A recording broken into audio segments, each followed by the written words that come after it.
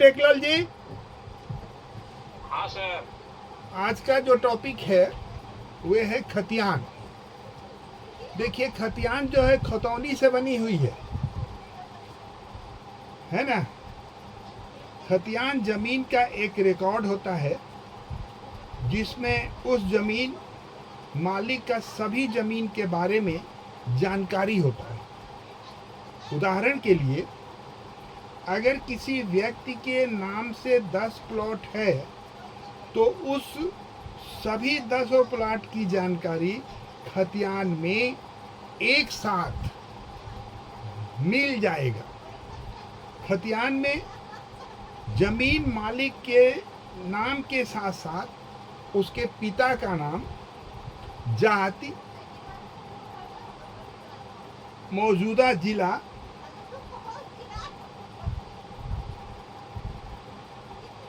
के अलावा थाना नंबर, अंचल का नाम,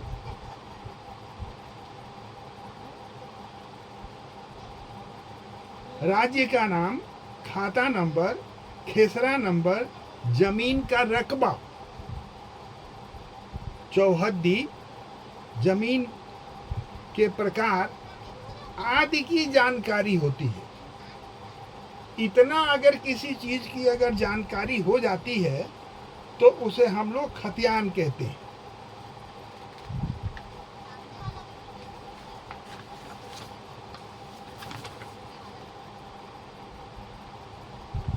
अब ये तो एक फॉर्म होता है, पूरी तरह से एक फॉर्म होता है। उस फॉर्म में पूरी बातें लिखी रहती हैं और उसी को रैयत को दिया जाता है या जिसका जमीन रहता है उसको दिया जाता है।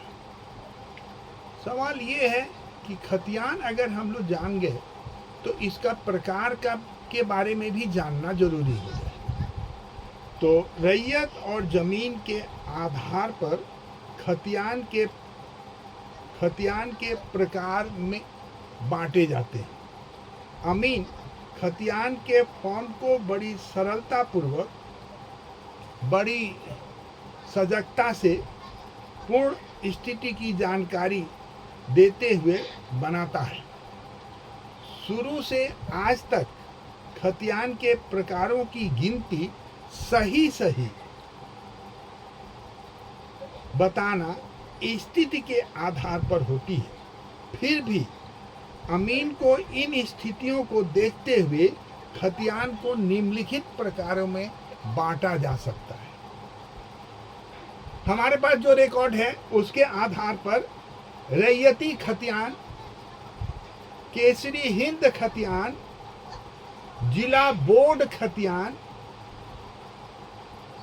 बकास्त या मालकी खतियान, जिरात खतियान, गैर मजरूआ आम खतियान, गैर मजरूआ खास खतियान, मुस्तवा खतियान, सिकमी खतियान, सरवर्द खतियान, मैली लगान खतियान, तनाजा खतियान,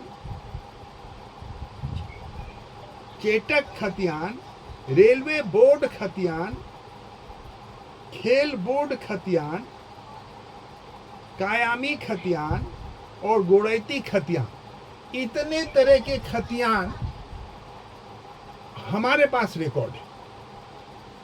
और भी खतियान के बारे में धीरे धीरे हमको जानकारी हो रही है, लेकिन वे एक छोटे वे एरिया वाइज हो जाता है।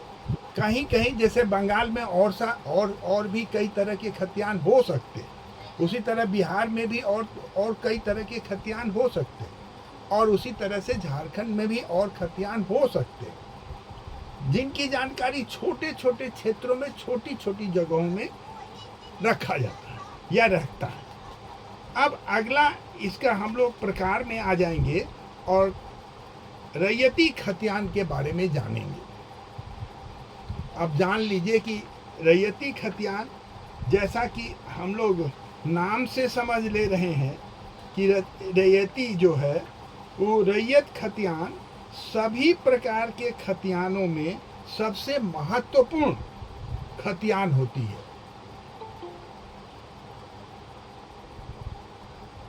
इसके अंतर्गत अब झारखंड में देखा जाए तो झारखंड के अंतर्गत के निवासी, झारखंड के अंतर्गत रहने वाले झारखंडी के निवासियों में जिस जमीन, वह जमीन है जो रैयती खतियान कहलाती है।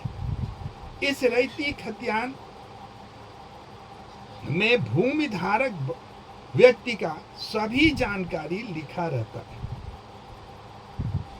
किसान द्वारा पुश्तैनी तौर से जोते जाने वाले जमीन को भी रैयती खतियान कहा जाता है। इस जमीन का मालिक होता है जिसका नाम से जमीन होती है। लेकिन अगर 30 वर्षों तक इस जमीन का कोई भी रसीद नहीं कटता है तो उस जमीन को सरकारी जमीन माना जाता है। अब सवाल ये हुआ कि आखिर ये खतियान कैसे शुरुआत हुई। तो इसके लिए 1908 में अंग्रेज जमाने में जमीन का सर्वे हुआ था।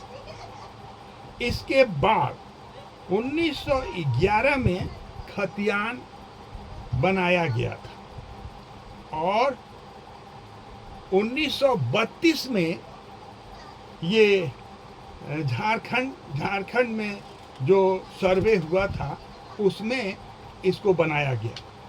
इसीलिए आप लोग देखते होंगे कि झारखंडी उसी को कहते हैं जो 1932 में खतियान में आता है। अब सवाल ये होता है कि ऐसा क्यों कहा गया।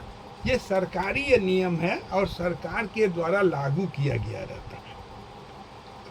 जिस समय जो रैयत होगा उस समय वह झारखंड में रहने वाला होगा।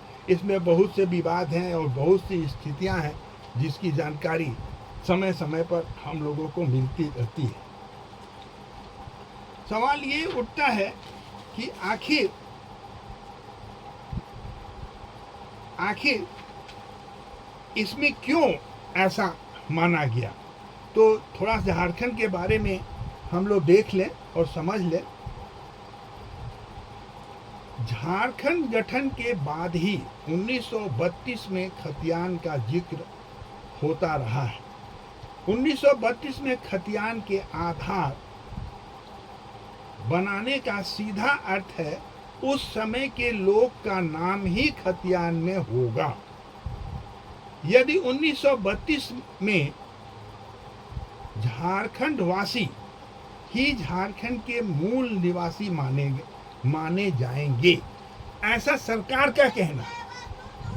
आगे देखिए, झारखंड में जमीन का अंतिम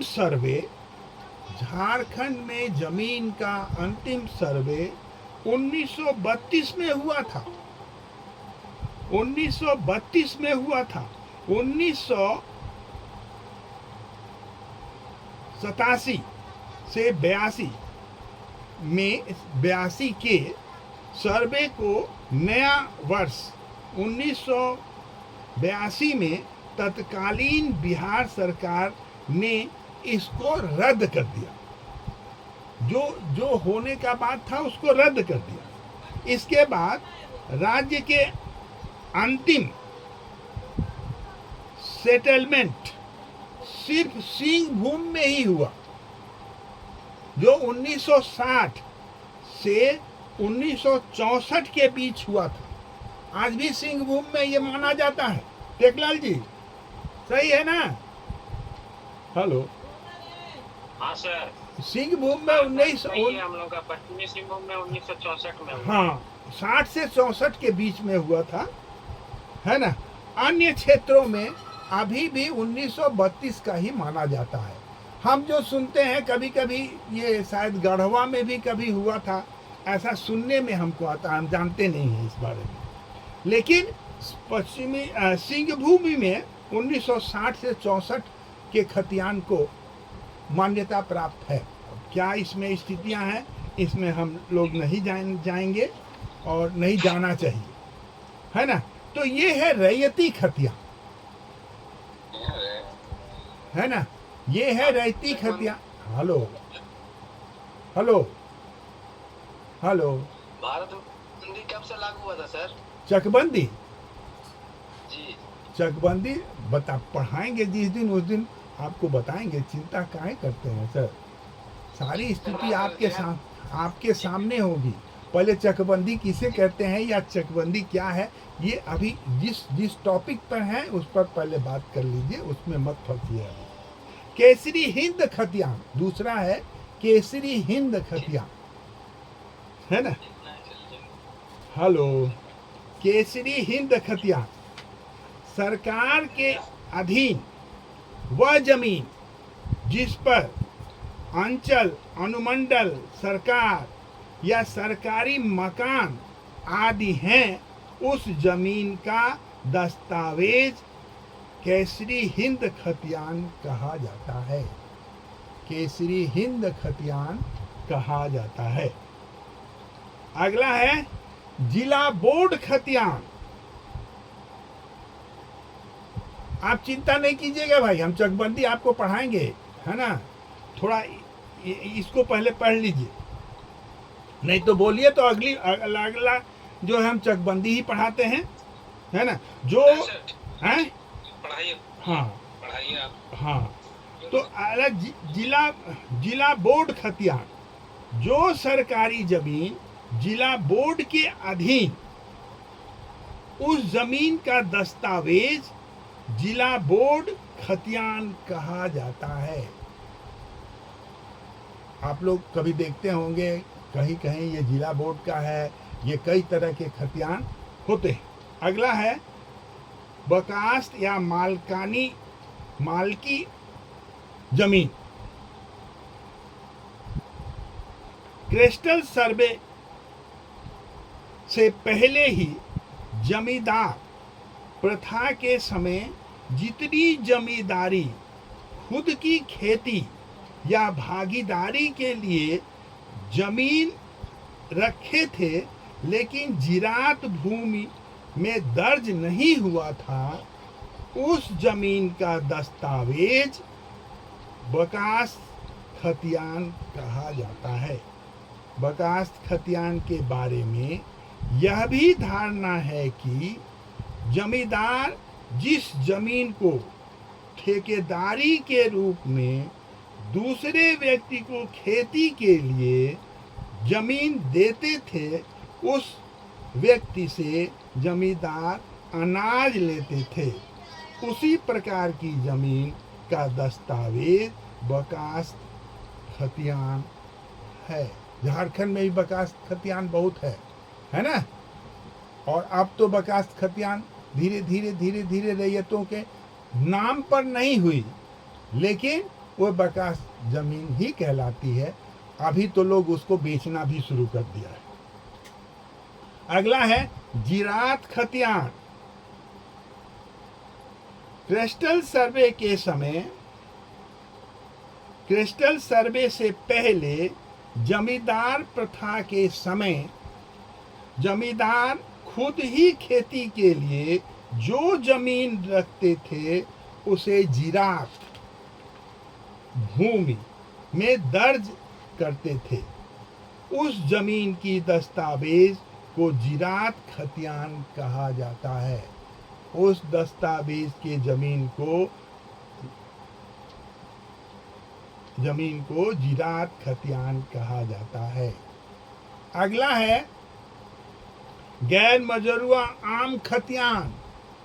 गैर मजरूआ आम खतियान वैसा बगैर आबाद जमीन जो किसी भी लोगों के लाभ के लिए हो, जिनका उपयोग सभी व्यक्ति सार्वजनिक सुविधा के लिए करते हैं, लेकिन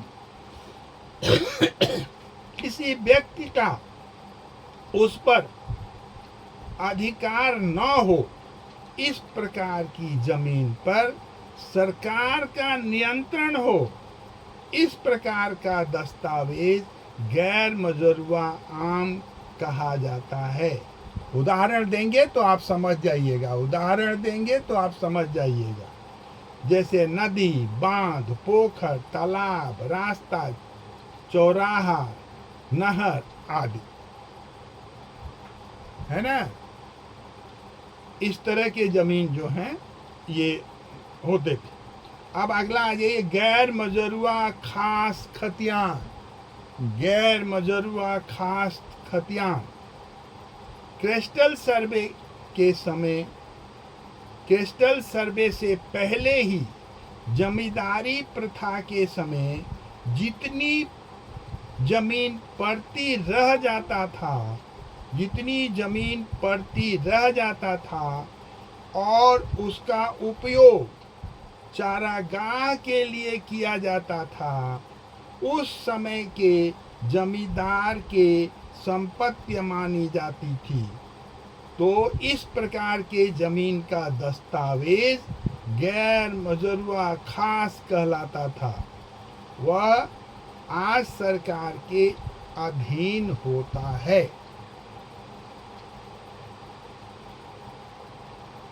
वह आज सरकार के अधीन होता है। मुस्तहाज खतियान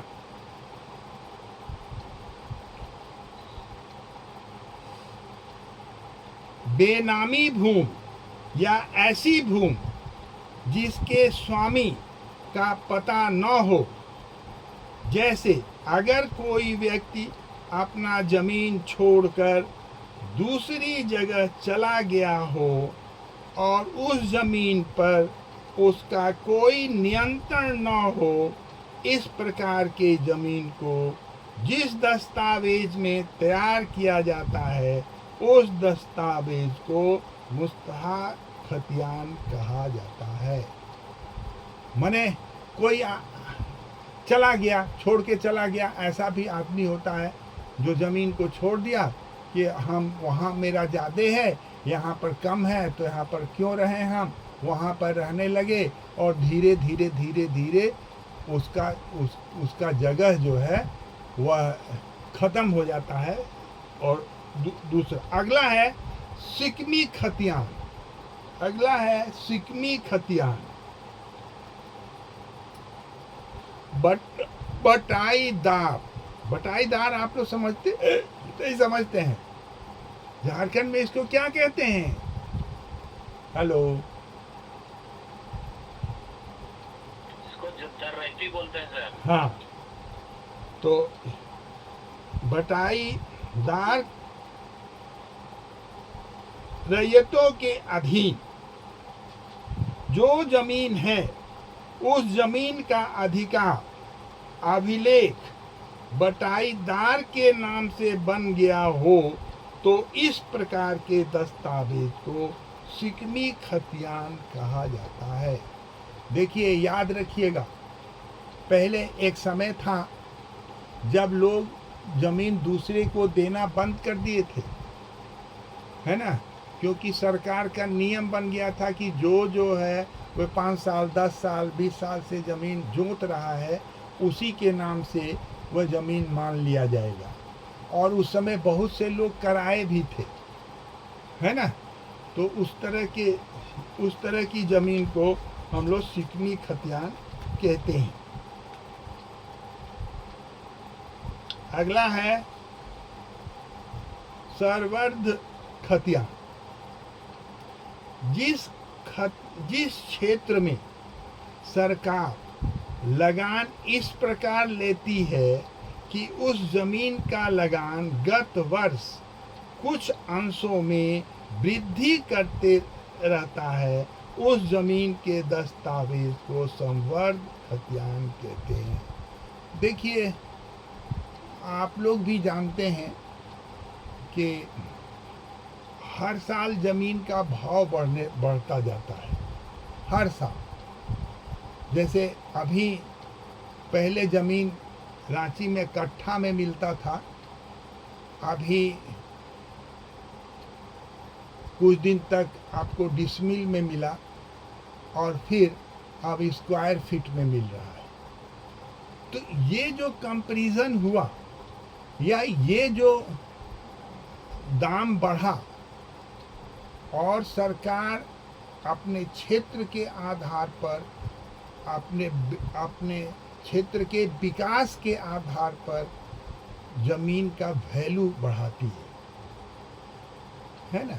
वैल्यू इसलिए बढ़ाती है कि अगर वैल्यू नहीं बढ़ाए तो बेचने वाले को दिक्कत होगी, इसलिए उसका सरकार रेट निर्धारित कर देती है। अब उस रेट के आधार पर उसको पैसा जो दाखिल खारिज होता है, जो नाम चेंज होता है उसमें, या जो रजिस्ट्री होती है उसमें उसको पैसा मिलता है उस आधार पर। तो तमाम चीज़ें हैं जो समय समय पर ज़मीन के, या कभी कभी देखते होंगे कि दोनों ज़मीन का वैल्यू बढ़ जाता है तो लगान जो है कम बेसी अधिक हो जाता है, कम नहीं होता है। ये डिपेंड करता है कि वह कितना आबाद ज़मीन है। शहर में डिपेंड करता है कि उसका क्या वैल्यू है, या वह कितना विकसित क्षेत्र है, उस आधार पर उस ज़मीन का वैल्यू बढ़ता है। अगला है मैली लगान खतिया। मैली लगान खतिया जिस जमीन के ऊपर लगान के रूप में पैसे के बदले अनाज लिया जाता था, उस जमीन के दस्तावेज को मैली लगान खतियान कहते हैं, जिस पर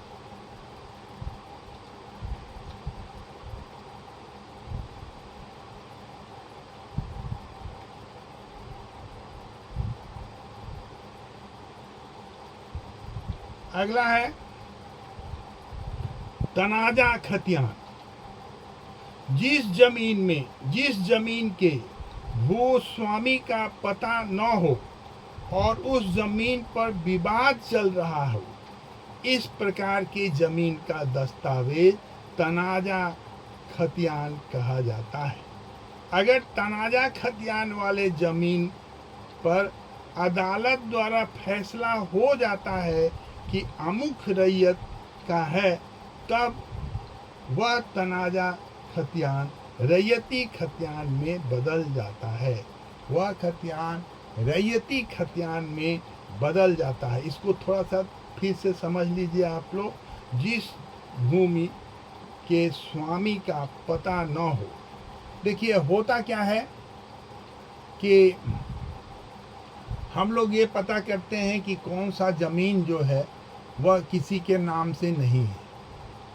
वैसे ज़मीन पर हम लोग कब्जा करते हैं तो आपके साथ साथ और लोग भी कब्जा कर लेता है, कब्जा करने का कोशिश करता है। अगर वह कब्जा नहीं कर पाता है तो वह अदालत चल जाता है।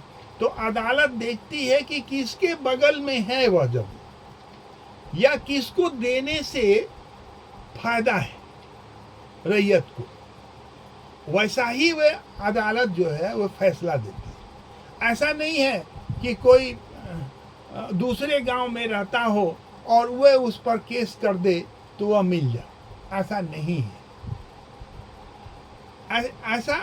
ऐसा जैसे मान लीजिए कि हमारे भी बगल में खेत है, उसका वो ज़मीन है, उसके भी बगल में ज़मीन, तो वो कहेगा कि मेरा है, वो कहेगा कि मेरा है।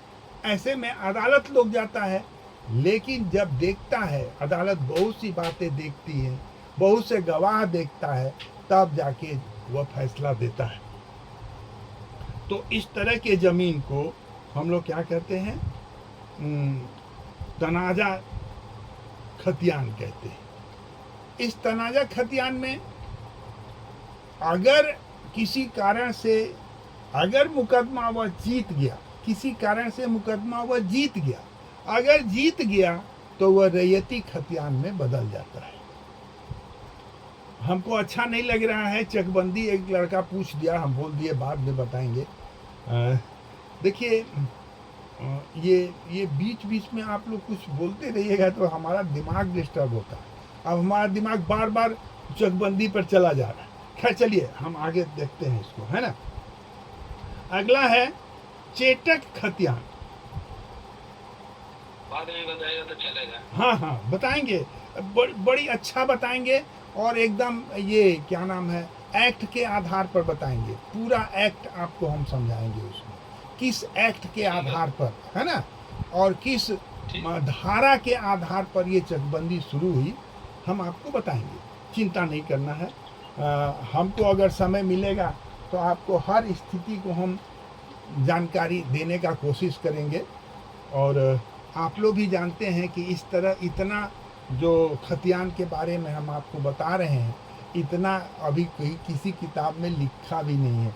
ये बहुत दिन से इकट्ठा किया हुआ सामान है ना, और बड़ी मेहनत से इकट्ठा किया हुआ है ना। टेकलाल जी समझते होंगे इस चीज़ को, है ना। कई किताबों का निचोड़ है ये। और देखिए ऐसा नहीं है कि हम जो बता रहे हैं एकदम सही है, ऐसा नहीं है। देखिए ये जो अमानत है ना, ये एक्सपीरियंस पर पूरी तरह से डिपेंड है।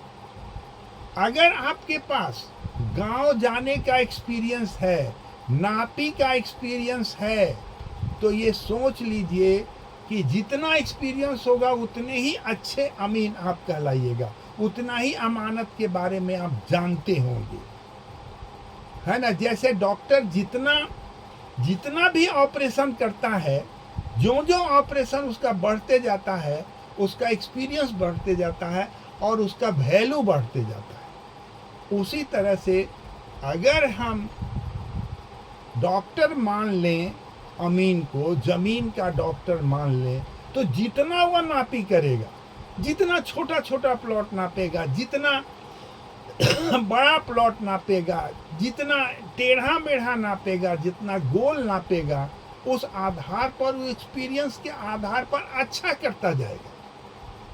मेरी बात समझ में आ रही है? वह अच्छा ही करेगा जैसे जैसे उसकी नापी बढ़ेगी। तो ये एक एक्सपीरियंस है।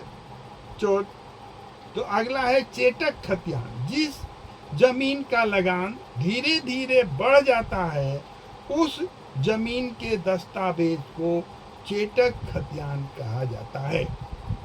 अगला है रेलवे बोर्ड खतियान। स्वाभाविक है, आप लोग अगर रेलवे लाइन के ऊपर कभी भी यात्रा माने चले होंगे, पैदल चले होंगे, तो दोनों ओर देखे होंगे कि एक खंभा गड़ा रहता है। देखे हैं? हेलो, आप लोग देखे हैं? दोनों के बीच में, रेल के बीच में खंभा गड़ा रहता है। RN लिखा रहता है, RN लिखा रहता है। लगभग कई भाषा लिखी रहती है, खास करके RN लिखा रहता है। जोन लिखा रहता है भाई, जोन लिखा रहता है। तो जितना उसका कब्जे में जमीन है, उतना में वह एक खंभा गाड़ के रखता है। यह सही है? देखे हैं आप लोग? जी सर। और बड़ी सुंदर एक कहानी है। यह कहानी कह देने के बाद आप रेलवे बोर्ड को अच्छी तरीके से समझ जाइएगा। एक क्षेत्र में अकाल पड़ गया, और उसी जो स्टेशन था, हम नाम नहीं लेंगे क्योंकि नाम लेना ठीक नहीं होगा, जिस स्टेशन से, जिस जगह ये अनाज की दिक्कत हुई, उधर से एक ट्रेन आकर के वहां पर रुकी। डीएम का आदेश हुआ कि भाई, हम इस मालगाड़ी को आगे नहीं बढ़ने देंगे जब तक कि हमारे क्षेत्र में वह सामान नहीं मिलेगा। मालगाड़ी को आगे नहीं, डीएम का आदेश था। अब देखिए, सवाल वहां ये हो जाता है कि डीएम तो मालिक होता है अपने क्षेत्र का, होता है ना जी? हेलो हेलो, होता है ना, क्षेत्र का मालिक होता है। गाड़ी को तो रोक दिया हुआ, लेकिन जब वह ऑफिसरों को पता चला, रेलवे ऑफिसरों को पता चला, तो उस स्टेशन पर पहुंचे लोग, तो डीएम ने कहा कि हम नहीं जाने देंगे। तो उसने क्या जवाब दिया, इसी पर आप समझ जाइएगा रेलवे बोर्ड का जमीन। वह बोला आपका ये जमीन नहीं है और आपका ये एरिया नहीं है, यह मेरा एरिया है, इस एरिया में आपका ये नहीं चलेगा, आप जाइए अपने क्षेत्र को संभालिए, हम अपने क्षेत्र को संभाल रहे। समझ गए आप लोग? हेलो हेलो, हाँ सर। समझे कि नहीं समझे? हाँ, समझ। उसी वही रेलवे बोर्ड है, वही रेलवे बोर्ड खतियान है, जिस पर अधिकार सिर्फ केंद्र सरकार के रेलवे बोर्ड का होता है। अगर वहां एक पत्ता भी तोड़ना है तो डीएम से आदेश ना लेकर के, अब आप कहिएगा कि मार हो जाए तो कौन करेगा? तो मार जब कभी स्टेशन पर होता है तो ये जान लीजिए कि पुलिस को बुलाया जाता है। याद रखिएगा मेरी बात, पुलिस को बुलाया जाए तो आरपीएफ होता है, उसके अधीन देखा जाता है। जब उससे मामला हट जाता है तब जाके वे जो है उस क्षेत्र के पुलिस को बुलाई जाती है। मेरी बात समझ में आ रही है? हेलो, हाँ सर। समझे कि नहीं जो हम बोल रहे हैं? माने वह क्षेत्र में अगर चोरी भी होता है ना तो वहां की पुलिस देखती है, रेलवे पुलिस देखती है ना। लेकिन अगर मामला संभल में नहीं आता है तब जाके वहां के पुलिस को बुलाई जाती है। तो लिख लीजिए थोड़ा सा, रेलवे के अधीन जितनी भी भूमि आती है उस भूमि के दस्तावेज को रेलवे बोर्ड खतियान कहा जाता है। वे कहानी हम बता दिए हैं आपको, उस कहानी के आधार पर आप समझ जाइएगा बड़ी आसानी से। अगला है कयामी खतियान। जिस जमीन पर किसान का अस्थायी रूप से कब्जा था, उस जमीन पर उस किसान को सरकार पूरा अधिकार देते हुए अस्थायी रूप से कर दिया हो, इस प्रकार के जमीन के लिए जो दस्तावेज तैयार किए जाते हैं उस दस्तावेज को कामयाबी खतियान कहा जाता है। देखो एक जगह थोड़ी सी गलती हुई है बोलने में हमको। जिस जमीन पर किसान का अस्थायी रूप से कब्जा था, उस जमीन पर उस किसान को सरकार पूरा अधिकार देती हुई अस्थायी रूप से कर दिया हो, इस प्रकार के जमीन के लिए जो दस्तावेज तैयार किए जाते हैं उस दस्तावेज को कायमी खतियान कहा जाता है। ठीक है? सर ये सिर्फ किसान के लिए है कि आम आदमी के लिए भी है? देखिए किसान के लिए ही है, आम आदमी में फिर आप नहीं आइएगा। अगर उस गांव के आप देखिए, पहले आप लोग फिर तो थोड़ा सा आप समझे नहीं हैं सर। देखिए जिस गांव में आप हैं उस गांव के खतियान जो बना, उस खतियान के आधार पर, मेरी बात समझ में आई? मेरी बात समझ में आई? आप दूसरी जगह से जाके खरीदिएगा तो खरीद भी नहीं सकते हैं। या तो आपके क्वेश्चन को हम नहीं समझे हैं, या आपका क्या क्वेश्चन है? हेलो हेलो, में किसान बोले ना। हाँ हाँ हाँ, तो बोला कि वही हम सोचे कि सिर्फ किसान के लिए ही बोल रहे हैं या फिर आम आदमी के लिए बोल रहे हैं? तो गांव की बात करें तो किसान ही ना, तो रैयत बोले होगा, है ना? ठीक है ना? जमीन मालिक जिसको बोलते हैं, जमीन मालिक जिसको बोलते हैं। देखिए धीरे धीरे गांव भी शहर होते जा रहा है। आपको भी मालूम है कि म्युनिसिपैलिटी का एरिया हर साल या हर 5 साल बाद बढ़ते जाता है। मेरी बात समझ में आ रही है? जब म्युनिसिपैलिटी का एरिया बढ़ता है तो म्युनिसिपैलिटी पूरी तरह से अपने कब्जे में ले लेती है। अब ये कब्जे में कैसे लेती है?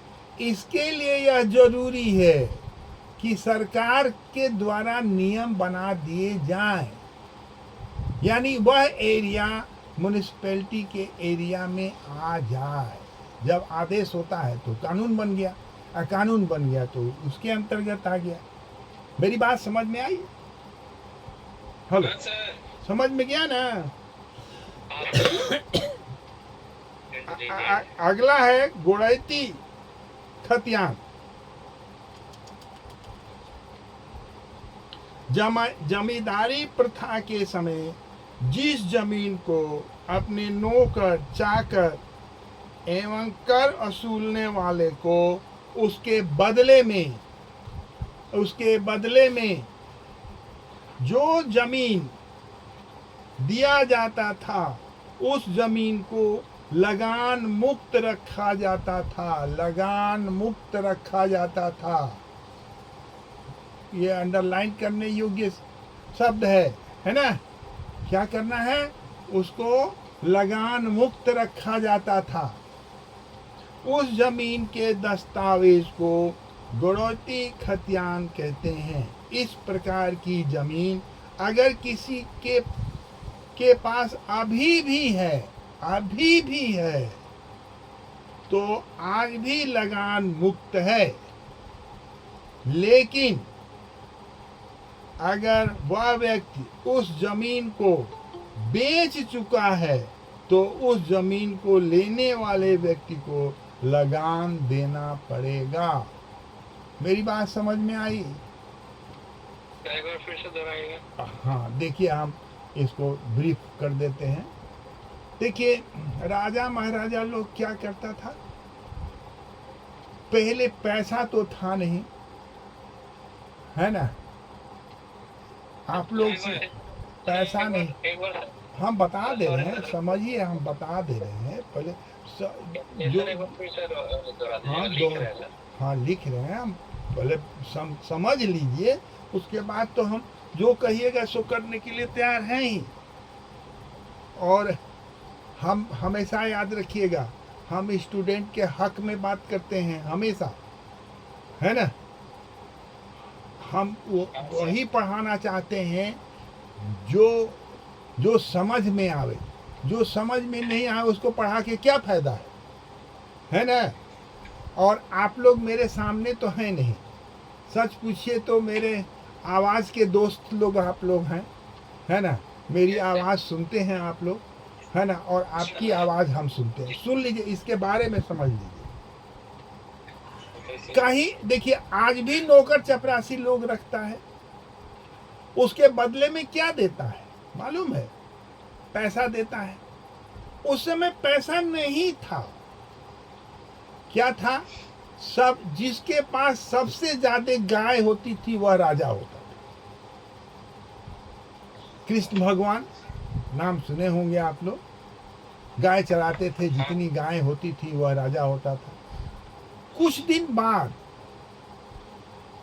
फिर भी पशुओं पर ही आधारित था लोगों का आय, तौला जाता था। इसके घर में 10 जोड़ी बैल है, यानी खेती ज्यादा है। इसके घर में 10 गाय है, यानी दूध दही ज्यादा होता है। लेकिन आज क्या है? आज अगर आपके पास बैल है ना 10 जोड़ी, तो कहेगा कि सबसे ज्यादा गरीब है। कौन धनी हो गया? जिसके पास 4 गो ट्रैक्टर है। मेरी बात समझ में आई कि नहीं आई? हेलो, समझिए ना? तो समय के आधार पर आप लोग सुने होंगे कि अब विश्व के लोग अब जमीन पृथ्वी पर नहीं खरीद रहा है, चांद पर खरीद रहा है। सुने सर, चांद पे खरीद। हमारे चांद पर भी बिकने लगा, है ना। यही वजह है। मेरी बात समझ में आ गई हो तो बोलिए आप लोग भाई, जी सर। है ना। अब वहां भी तो खतियान बनेगा ना जी, दस्तावेज बनेगा ना, अब बन रहा है, ये भी बता देते हैं। हमें दोस्त बेचा है सर 1 कट्टा। हैं? हेलो, क्या बोले यार, यार ऐसा बोलोगे तो नहीं समझेंगे ना हम। अच्छा जो भी हो, तो ये समझ लीजिए कि जो महाराजा लोग रहता था, वो पैसा तो था नहीं तो जमीन दे देता था कि जाओ तुम हमारे यहाँ काम करो, ये वाला जमीन तुम जोतो बोओगे। उसी तरह से जो मैला साफ करता था उसको भी दे देता था। उसी तरह से जितने कारीगर थे, जितने वहाँ काम करने वाले थे, सबको जमीन दे दी गई और उसे लगान मुक्त रखा गया, यानी उसको लगान नहीं देना है। और वही लगान नहीं देने वाला प्रथा आज भी गवर्नमेंट रखे हुई है। उस जमीन का कोई भी लगान नहीं देना पड़ता है। चलिए, तो ये था खतियान, ठीक है ना। अब इसके बाद इसका अंत किया जाए, अंत भी करना बहुत जरूरी है। इस प्रकार अमीन को खतियान की जानकारी और उसके प्रकार का सही सही ज्ञान प्राप्त होना अति आवश्यक है। वह नहीं होगा तो उसको पता नहीं चलेगा कि कौन सा ये जमीन है, और लगान अगर किसी कारण से काट दिया उस पर तो उसको दिक्कत हो जाए। लेकिन खतियान ही लगान का आधार है, खतियान ही लगान का आधार है।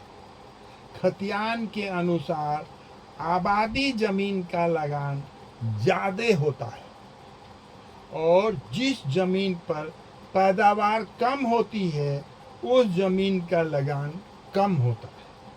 इस प्रकार अमीन को जानना चाहिए कि किस जमीन का पैदावार अधिक होता है और किस जमीन का कम होता है। यही लगान की विशेषता है। मेरी बातें समझ में आई आप लोगों को? हेलो, हाँ सर। है ना। इसमें किसी का कोई क्वेश्चन खतियान के बारे में? ना सर। नहीं ना। ना। तो अगला पेपर, अगला जो आप लोग पढ़िएगा, हम ये चाह रहे हैं, हालांकि एक भाई ने कहा कि चकबंदी पढ़ाइए। चकबंदी अभी और कुछ जान लीजिए तब चकबंदी पढ़िएगा, है ना। चकबंदी का चक माने होता है छोटा छोटा खेत, अब बंदी माने बांधना। चारों ओर से वंशावली के आधार पर जब हम किसी क्षेत्र को बांध देते हैं तो उसे चकबंदी कहा जाता है। ये हर 10 साल पर होने की संभावनाएं होती हैं। इसमें बहुत से केस भी होते हैं, बहुत सी बातें भी होती हैं, बहुत सी धाराएं भी हैं, बहुत से एक्ट भी हैं, बहुत सी बातें हैं। हम लोग, अगर आप लोग का आदेश होगा तो हम अगली बार चकबंदी पढ़ाएंगे। अगर आप लोग का आदेश होगा, सुनिए ना, अगर आप लोगों का आदेश होगा कि फर्स्ट पेपर हमारे सेकेंड पेपर को टच किया जाए, यानी प्लेन टेबल सर्वे या चेन टेप सर्वे हम लोग पढ़ें, तो दोनों में से आप लोग का जो आप लोग कहिएगा, कल हम आपको 7 बजे पढ़ाएंगे। क्या पढ़िएगा? क्या पढ़ना है? बहुत कुछ पढ़ना है। 2 पेपर पढ़ना है ना। 2 पेपर में एक में सर्वेइंग है ना, तो सर्वेइंग कब से चल क्लास कब से चल रहा था? अब ये सब जवाब हमसे आप क्यों पूछते हैं सर? ये सब यूनिवर्सिटी से पूछिए ना। हमको पढ़ाने के लिए जब से आदेश हुआ हम पढ़ा रहे हैं, है ना। भाई आप कब से? यही पूछना है। करीब 2 महीना तो हो ही गया। 2 महीना करीब हो गया, और बहुत सी बातें हम पढ़ा दिए हैं, बहुत सी बातें जिसको समझना। क्योंकि क्लास में तो बहुत छूट गया ना हम लोग का। अब ये तो आप यूनिवर्सिटी से बात कीजिए, हम इस पर कुछ भी हाँ ना में कोई जवाब नहीं दे पाएंगे बाबू, है ना। ठीक, कोई वैसे कल होगा ना क्लास? एकदम माने 100%, है ना। ठीक, एकदम 7 बजे से 8 बजे तक आपके लिए हम बंधे हुए हैं। और अभी तक तो ऐसा कभी नहीं हुआ है कि नहीं अब तबीयत खराब हो जाए, कई इमरजेंसी हो जाए तो हम नहीं जानते, ठीक है ना। सर सिलेबस प्रोवाइड कर देते तो अच्छा रहता सर। अब ये